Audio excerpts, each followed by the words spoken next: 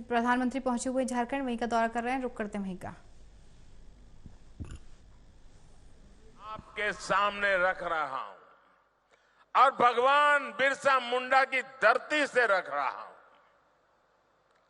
अगले 25 वर्षों के अमृतकाल में अगर हमें विकसित भारत की भव्य और दिव्य इमारत का निर्माण करना है तो हमें उसके 4 अमृत स्तंभों को और मजबूत करना होगा, निरंतर मजबूत करना होगा।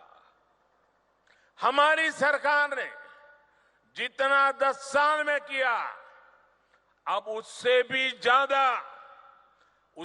ज्यादा ऊर्जा के साथ हमें इन 4 अमृत स्तंभों पर अपनी पूरी ताकत लगानी है। और विकसित भारत के 4 अमृत स्तंभ मैं आपको बताना चाहता हूं, ये 4 अमृत स्तंभ है क्या? पहला अमृत स्तंभ भारत की हमारी महिलाएं, हमारी माताएं बहनें, हमारी नारी शक्ति। दूसरा अमृत स्तंभ है हमारे भारत के किसान भाई बहन और किसानी से जुड़े हुए जो कारोबार है, चाहे पशुपालक हो, चाहे मछली पालक हो, ये सारे हमारे अन्नदाता। तीसरा अमृत स्तंभ भारत के नौजवान, हमारे देश की युवा शक्ति, जो आने वाले 25 साल में देश को नई ऊंचाई पर पहुंचाने वाली सबसे बड़ी शक्ति है। और चौथा अमृत स्तंभ भारत का मध्यम वर्ग, नियो मिडिल क्लास और भारत के मेरे गरीब भाई बहन। इन 4 स्तंभों को हम जितना मजबूत करेंगे, विकसित भारत की इमारत भी उतनी ही ऊंची उठेगी। मुझे संतोष है कि बीते 10 वर्षों में इन 4 स्तंभों को सशक्त करने के लिए जितना कार्य हुआ है उतना पहले कभी नहीं हुआ। साथियों, आज तक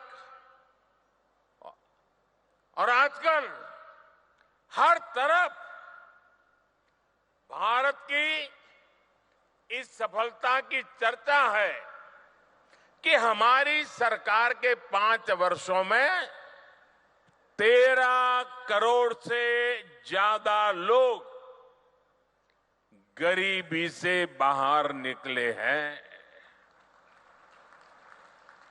आखिर बीते कुछ वर्षों में ऐसा क्या हुआ जो इतना बड़ा परिवर्तन जमीन पर देखने को मिला है? 2014 में जब हमें आप सबने दिल्ली की गादी पर बिठाया, सरकार चलाने का दायित्व दिया, उस दिन से हमारा सेवा काल शुरू हुआ है। हम सेवा करने के लिए आए हैं और उस सेवा काल के बात करूं तब उस समय हमारे आने से पहले भारत की एक बहुत बड़ी आबादी मूलभूत सुविधाओं से वंचित थी।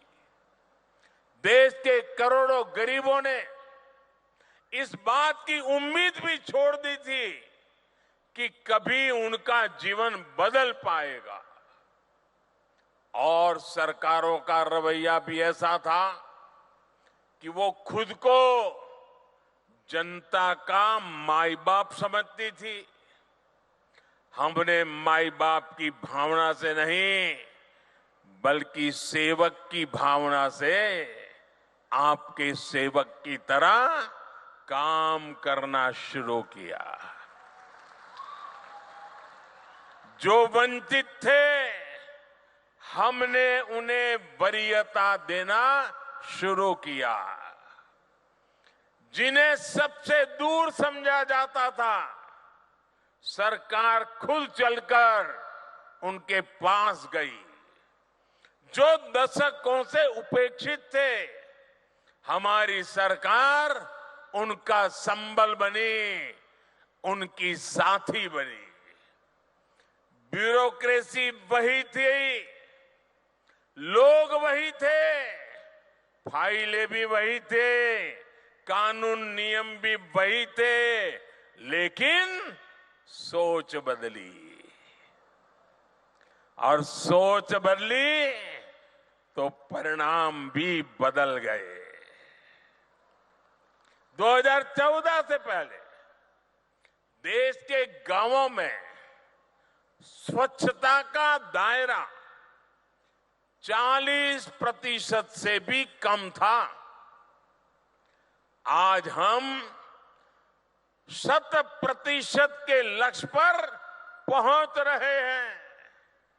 हमारी सरकार से पहले एलपीजी कनेक्शन सिर्फ 50-55% घरों में था। आज करीब करीब 100% घरों में महिलाओं को धुएं से मुक्ति मिल चुकी है। पहले देश के सिर्फ 55% बच्चों को ही जीवन रक्षक टीके लग पाते थे, आधे बच्चे रह जाते थे। आज लगभग 100% बच्चों का टीकाकरण हो पा रहा है। आजादी के बाद 7 दशकों में देश के सिर्फ 17% ग्रामीण परिवारों तक नल से जल की सुविधा थी। 20% भी नहीं। जल जीवन मिशन की वजह से आज ये भी 70% तक पहुंच रहा है। और साथियों, हम आप जानते हैं कि समाज में जिनको उस समय मिला था वो कौन थे? ये शुरुआती मलाई मिली वो लोग कौन थे? ये सारे रसूखदार लोग हुआ करते थे। जो संपन्न लोग होते थे, जिनकी सरकार में पहुंच होती थी, पहचान होती थी, वो सुविधाएं और व्यवस्थाएं आसानी से जुटाते थे और सरकार का भी दिमाग ऐसा था, उन्हीं को ज्यादा देते थे। लेकिन जो लोग समाज में पीछे रहे थे, जो मूल सुविधाओं से वंचित थे, उन पर ध्यान देने वाला भी कोई नहीं था। वो असुविधाओं के बीच अपना जीवन काट रहे थे। मोदी ने समाज के ऐसे वंचितों को अपनी प्राथमिकता बनाया, क्योंकि वो लोग हैं जिनके बीच में जिया हूं। मैंने कभी ऐसे परिवारों की रोटी खाई है। मैंने कभी समाज के आखिरी व्यक्ति का नमक खाया है। मैं आज भगवान बिरसा मुंडा की इस धरती पर वो कर्ज चुकाने आया हूं।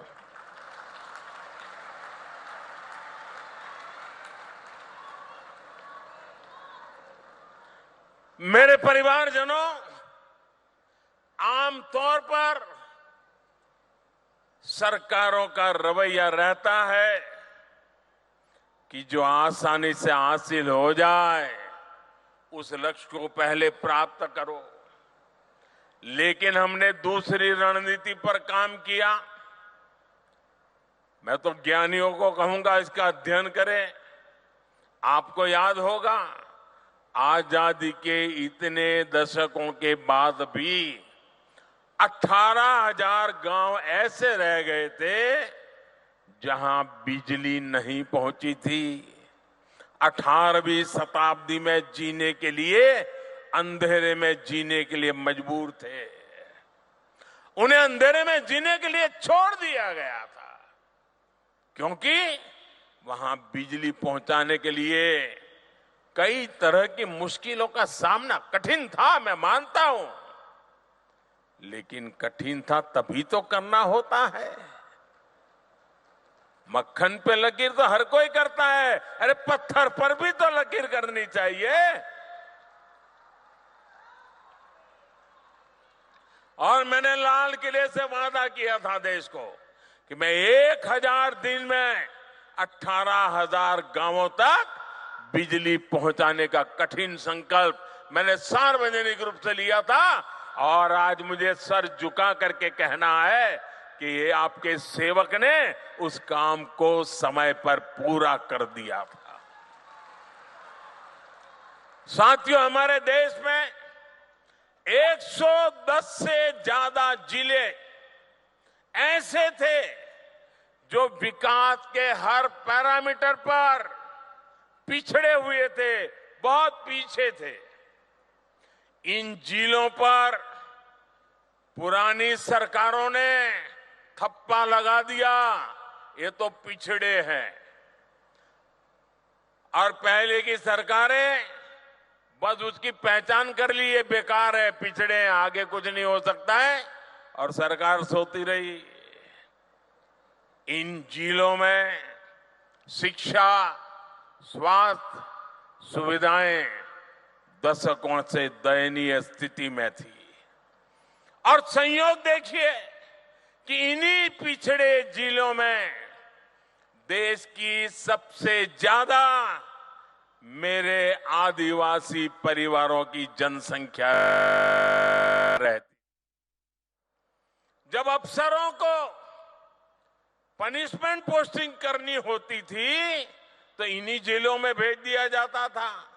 थका हुआ, हारा हुआ, नाकाम जो व्यक्ति है उसी को कहते जाओ यार तुम उधर रहो, तुम्हारा इधर काम नहीं है। अब वो जाके क्या करेगा?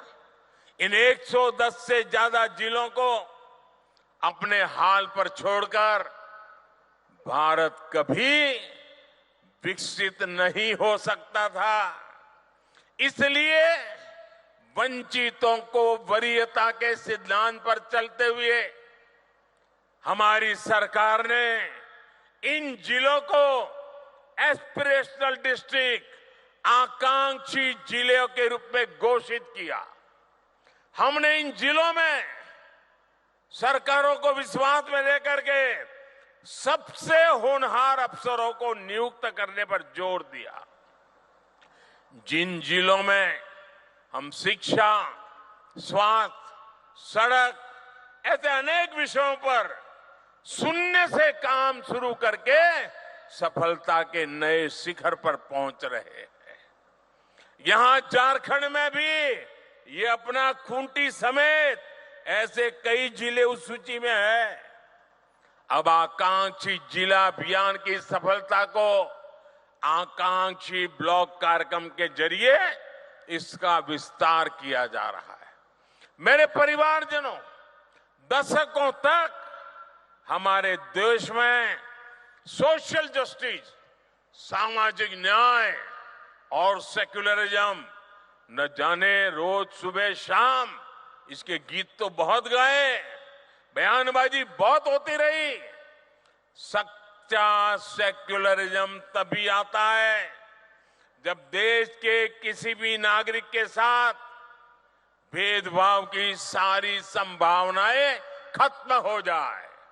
सामाजिक न्याय का भरोसा तभी मिलता है जब सबको बराबरी से, समान भावना से सरकारी योजनाओं का लाभ मिले।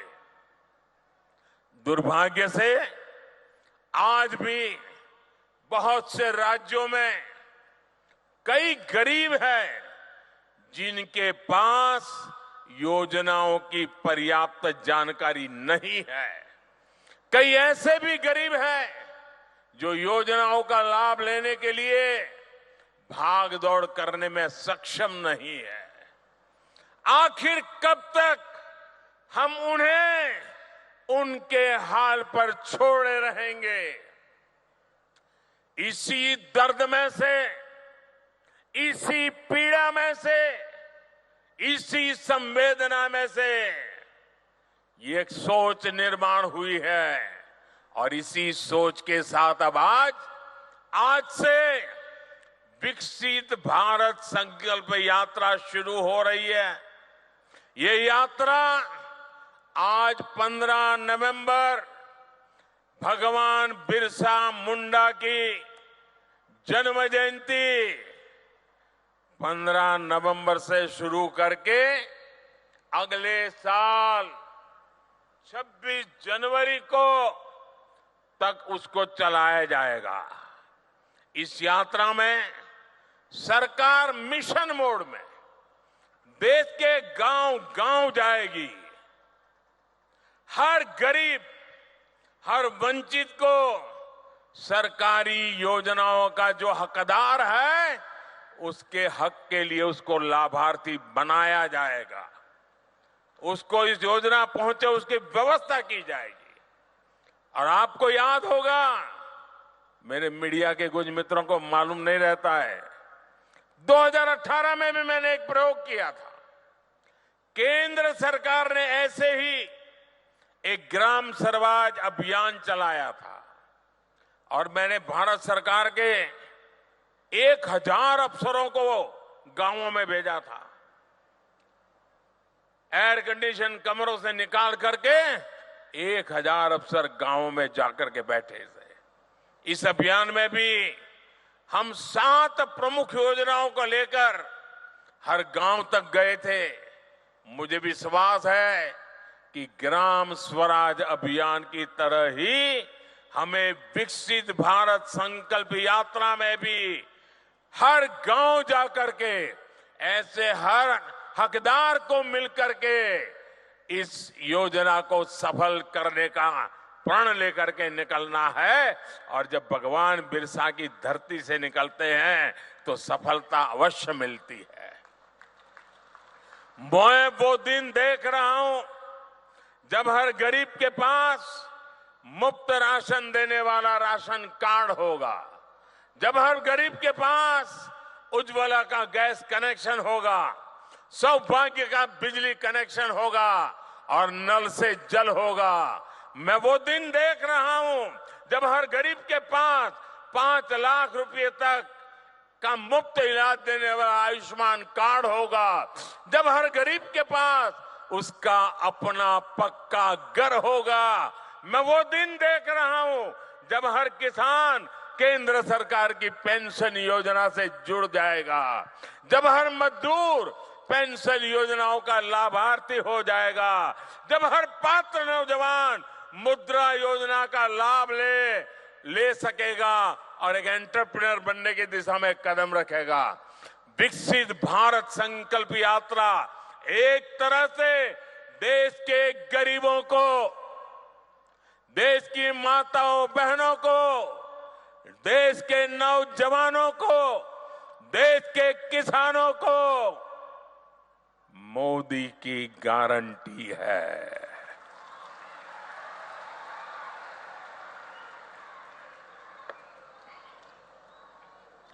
और जब मोदी की गारंटी होती है ना, तो आप जानते हैं वो गारंटी क्या होती है? मोदी की गारंटी यानी गारंटी पूरा होने की भी गारंटी।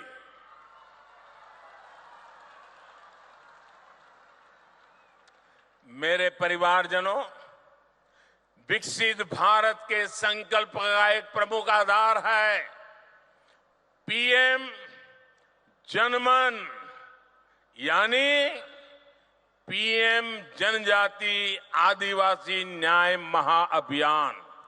सामाजिक न्याय जनरल बातें हुई, मोदी हिम्मत करके निकला है आदिवासी न्याय अभियान को लेकर के। आजादी के बाद कई दशकों तक आदिवासी समाज को लगातार नजरअंदाज किया गया। मैं अटल जी की सरकार थी जिसने आदिवासी समाज के लिए अलग मंत्रालय बनाया, अलग से बजट बनाया। हमारी सरकार के दौरान अब आदिवासी कल्याण का बजट पहले के मुकाबले 6 गुना तक बढ़ चुका है। पीएम जनमन योजना का नाम रखा है पीएम जनमन। पीएम जनमन यानी पीएम जनजाति आदिवासी न्याय महाअभियान। इसके तहत अब हमारी सरकार उन आदिवासी भाई बहनों तक पहुंचेगी जिन तक अभी नहीं पहुंचा गया। ये वो जनजातीय समूह है, हमने कह तो दिया वो प्रिमिटिव ट्राइब्स है, जिनमें से ज्यादातर अब भी जंगलों में रहने के लिए मजबूर है। उन्होंने रेल की देखने की बात छोड़ो, आवाज भी नहीं सुनी है। देश के 22,000 से ज्यादा गांवों में रह रहे ऐसे 75 जनजातियां, वो 75 जनजातीय समुदाय की प्रिमिटिव ट्राइब्स की पहचान हमारी सरकार ने की है। जैसे पिछड़ों में भी अति पिछड़े होते हैं, वैसे ही ये आदिवासियों में भी सबसे पीछे रह गए आदिवासी है। देश में इनकी संख्या लाखों में है। इन सबसे पिछड़े आदिवासियों को मूल सुविधाएं भी नहीं मिली हैं, आजादी के 75 साल के बाद भी नहीं मिली है। इस आदिवासी समाज के लोगों को कभी पक्का मकान नहीं मिला। इनकी कई पीढ़ियां में बच्चों ने स्कूल तक देखा नहीं है। इस समाज के लोगों के कौशल विकास पर ध्यान नहीं दिया गया। इसलिए अब इन जनजातियों तक भारत सरकार विशेष अभियान चलाकर पहुंचने वाली है। पहले की सरकारों ने आंकड़ों को जोड़ने का काम कर लिया, जो नजदीक हैं, जो ऊपर पहुंच चुके हैं, उन्हीं से काम करवा लेना। लेकिन मुझे सिर्फ आंकड़ों को जोड़ करके नहीं बैठना है, मुझे तो जीवन को जोड़ना है, जिंदगियों को जोड़ना है। हर जिंदगी में